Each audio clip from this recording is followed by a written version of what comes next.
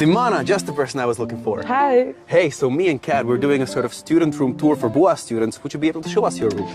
Yeah, I think so. We just arrived and we're next to the center, and I think it was around a half an hour. Yeah, from the campus, walking it's half an hour. With a bike, it's 10 minutes, so it's pretty good. It's a bit different than a normal student house because it's actually like an apartment that I'm renting with another girl. This is kind of our living room space.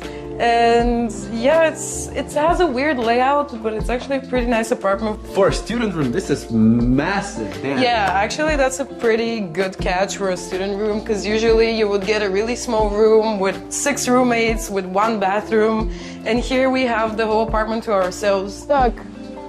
Doug. I have movie stuff there.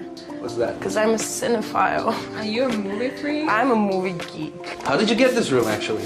Well, that's not what people want to hear, but I guess I kind of got lucky because the girl who lives with me, she wanted to find another person and she found me, but people find it through Facebook and through subscriptions. But yeah, that wasn't the case for me.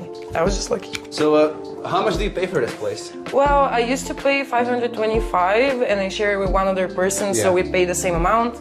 And because of the gas prices going up, we have to pay $575 right now. How much do you have like square meter here? I think around 18, which is a pretty big room. All right, thanks Dima so much for showing us around your room. Of course, no problem.